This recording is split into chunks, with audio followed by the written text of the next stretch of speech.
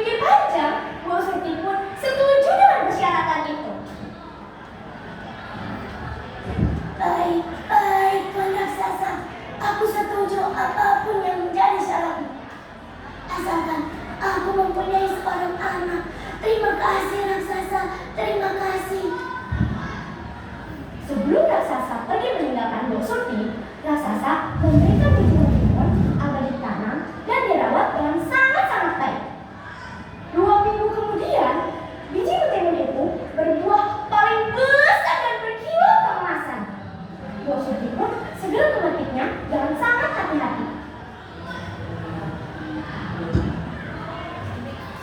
Ya ampun, bagus sekali warna timun ini. Warnanya berkilau keemasan. Ukurannya juga sangat-sangat besar. Lalu, Bu Surti pun segera membelah timun itu dengan sangat hati-hati. Dan tanpa diduga, isi timun itu adalah seorang bayi yang sangat-sangat cantik.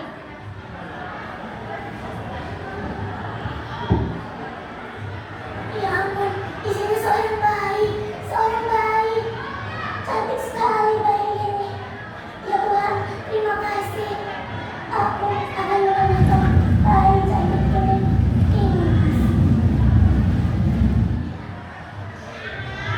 Seiring berjalannya waktu, timun mas tumbuh menjadi gadis cantik dan cinta. Bangun tidurku terus mandi, tidak lupa menggosok gigi. Habis mandiku tolong ibu membersihkan tempat tidurku. Timun mas sangat rajin sekali.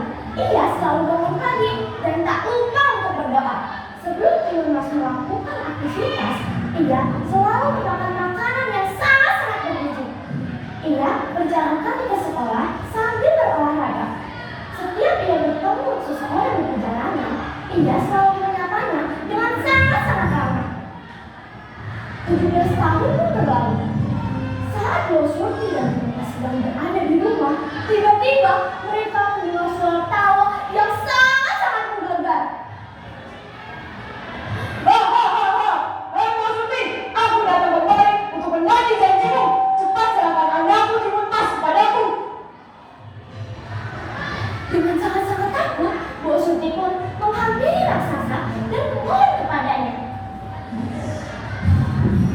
Maaf Tuan Raksasa, datanglah 3 hari lagi. Maka aku akan memberikan anakku Timun Mas kepadamu. Lalu raksasa pun setuju dengan apa katanya Bu Surti. Bu Surti pun segera berpikir keras bagaimana caranya agar Timun Mas bisa hidup bersamanya selamanya. Lalu Bu Surti pun mendatangi seorang kiai untuk meminta bantuan kepadanya. Lalu kiai itu memberikan 4 bungkusan untuk membantu Timun Mas melawan raksasa. Bu Surti pun segera berterima kasih kepada kiai itu. Lalu Bu Surti pulang ke rumah dengan sangat hati-hati. Sampai di rumah, Bu Surti memberikan 4 bungkusan itu kepada Timun Mas. Tiba-tiba ia mendengar suara yang sangat-sangat menggelegar. Hei Bu Surti, ini sudah 3 hari. Cepat serahkan anakku Timun Mas, atau kau akan kumakan hidup-hidup. Bu Surti pun segera menghampiri Timun Mas dan berkata kepada Timun Mas, Timun Mas, cepatlah keluar dari rumah Nak. Raksasa sudah ada di rumah. Cepat Timun Mas, jangan lupa 4 bungkusan. Makasih Timun Mas. Cepat Timun Mas, cepat. Lalu Bu Surti pun pergi menghampiri raksasa dan berkata kepada raksasa,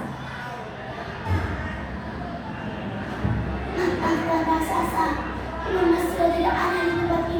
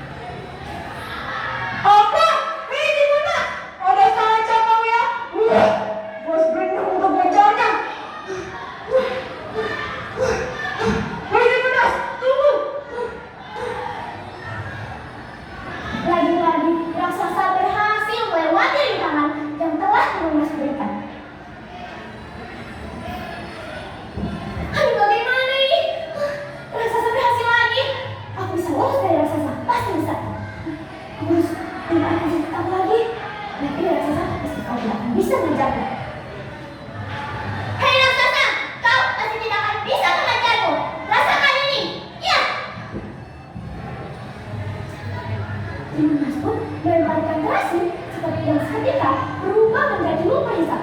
Sehingga raksasa harus melewati lumpur hisap itu untuk bisa mengejar Timun Mas.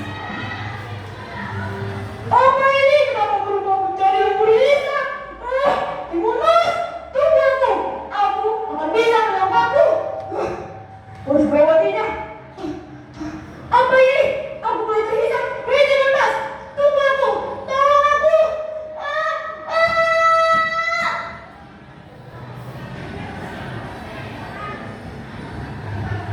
Raksasa pun akhirnya menghilang dari hadapannya Timun Mas. Timun Mas pun segera berlari ke rumah untuk memberitahu ibunya bahwa ia berhasil melawan raksasa itu. Hei Bu, aku berhasil Bu, aku berhasil. Raksasa itu sudah hilang Bu. Kita berdua bisa hidup di sini selamanya Bu, dengan bahagia. Terima kasih Tuhan. Terima kasih Tuhan telah membantu anakku Timun Mas. Timun Mas, terima kasih sudah kuat dan berjuang melawan raksasa itulah. Bu Surti dan Timun Mas pun hidup bahagia selamanya di hutan. Pesan moral yang kita dapatkan dari cerita ini adalah jangan pernah menjauh persyaratan tanpa berpikir panjang. Jangan lupa jika kita mempunyai janji pada seseorang, janji itu harus ditepati. Kita harus siap saling tolong dan menolong. Jangan lupa ya, kebiasaan 7 anak hebat. Terima kasih.